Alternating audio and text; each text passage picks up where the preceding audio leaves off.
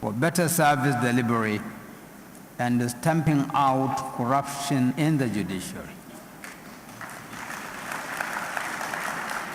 Modern technology, improved registry operations, enhanced process management form part of the areas of attention towards fast-tracking service delivery in our court system.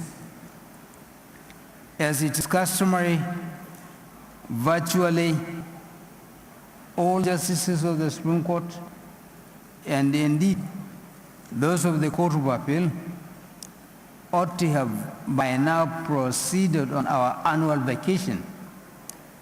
But because of our higher sense of judicial responsibility and the call to duty, we are left with no other choice pending in our courts in order to ensure that those cases do not lapse to the detriment of the litigants and the judicial system as a whole. That is a sacrifice which our judicial oath of office entails and which we always strive to uphold. This should have been our vacation period. But if you go to our courts, and I'm sure both in Court of Appeal and in the Supreme Court, you will find as if we are not on vacation.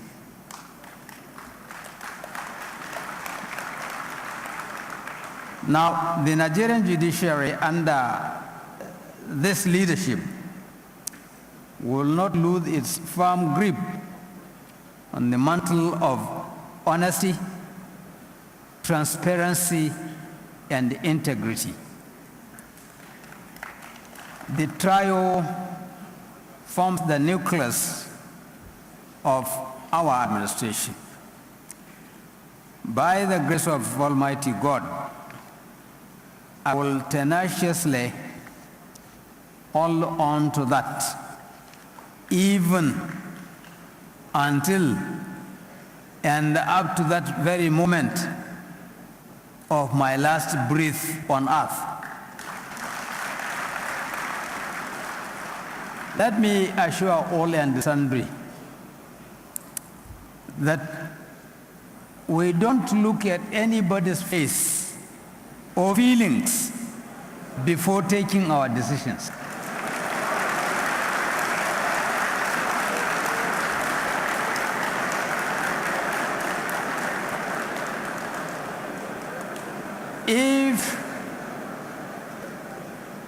If there is any deity to be feared, that deity is the Almighty God.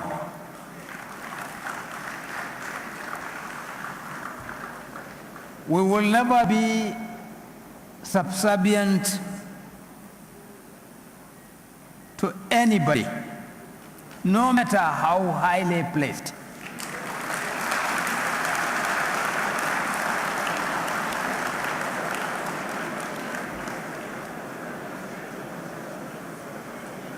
Yes,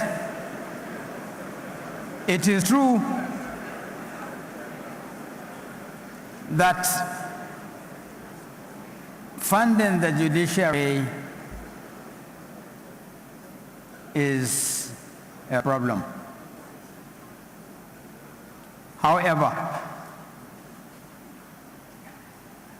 it still remains a very serious challenge to achieving our overall objective of speedy administration of justice and justice delivery across our courts.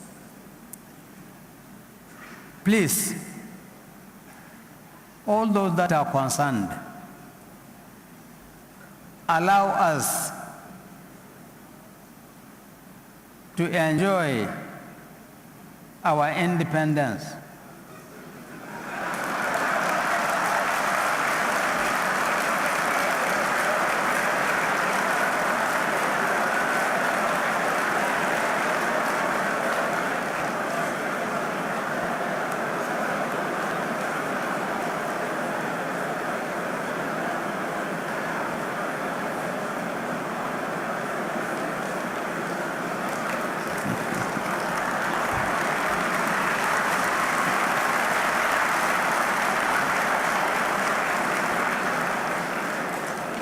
Now,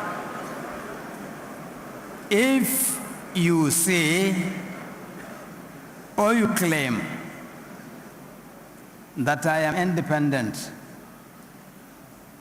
but in a way, whether I like it or not, I have to go and bend down asking, I have lost my independence.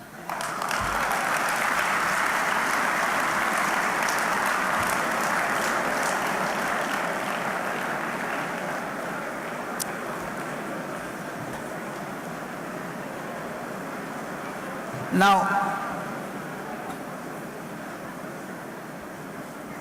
all I am saying is that funding the judiciary, more particularly at state levels, is a problem. Now, it still remains a very serious challenge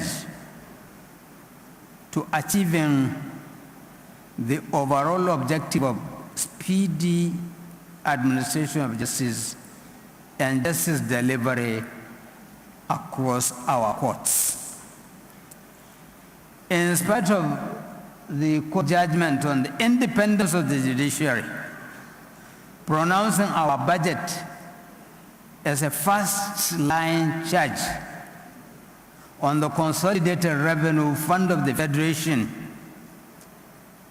funding constraints continue to militate against the development of new initiatives toward the full implementations of reform ideas.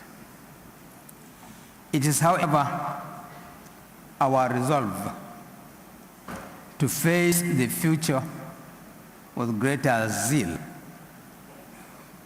and to the challenges of justice delivery in our country. We are ready if we have support from the bar.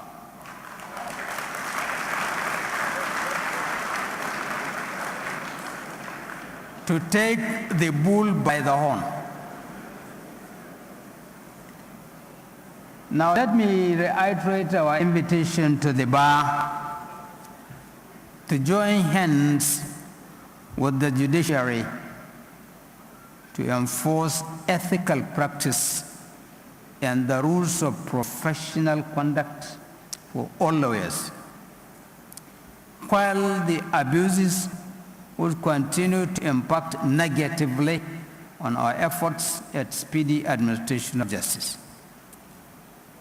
Many lawyers, including some senior counsel, continue to file fresh appeals before the Supreme Court in respect of matters already decided by the court.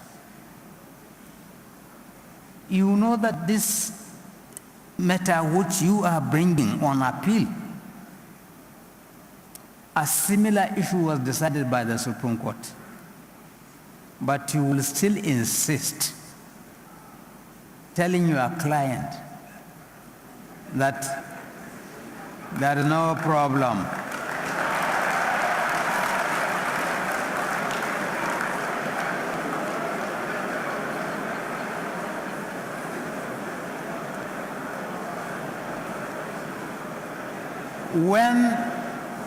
When you actually know that there's a problem,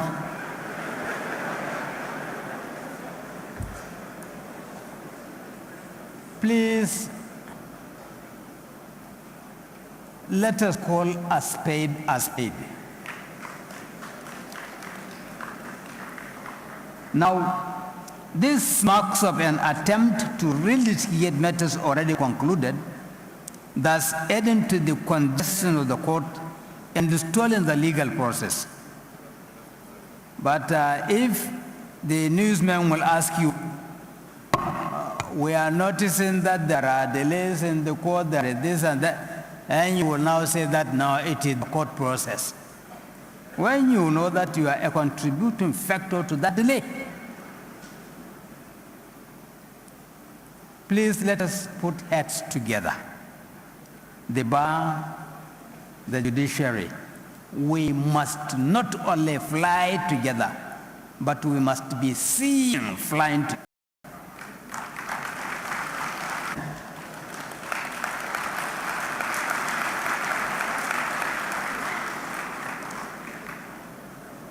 Now, these are all beside the continuing practice of filing multiple interlocutory applications calculated to deliberately stagnate the pace of service delivery on pending cases. The Supreme Court will continue to punish blatant abuse of judicial process in costs and other sanctions available under our rules, just as other courts are at liberty to do the same in accordance with their respective rules of court. May I also invite the leadership of the Nigerian Bar Association to strengthen its disciplinary apparatus to respond to this continuing abuse, to ensure a comprehensive discouragement of such and other unethical conduct by legal practitioners, including members of the inner bar. As we gather here today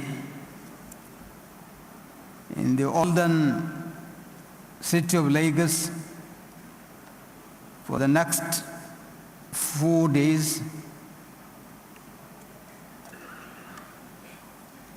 engrossing ourselves into incisive debates through over 40 technical sessions of interactive presentations across various practice areas and topics of national interest, I have no doubt in my mind that we will be heavily enriched and the legal profession repositioned on the path of future growth.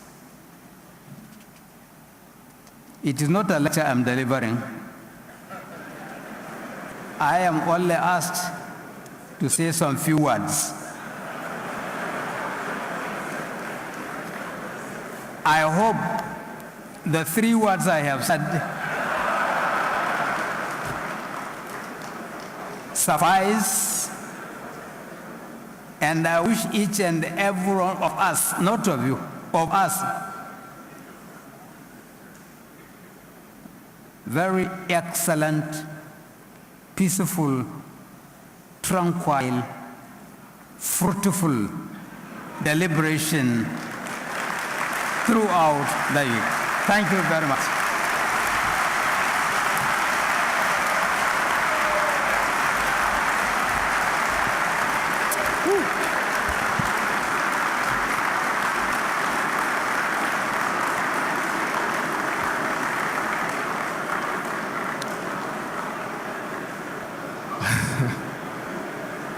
Thank you so very much.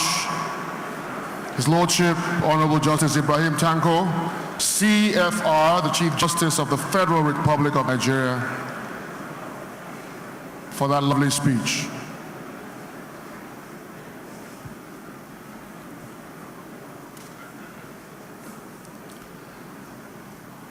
Thank you, sir, for those few words.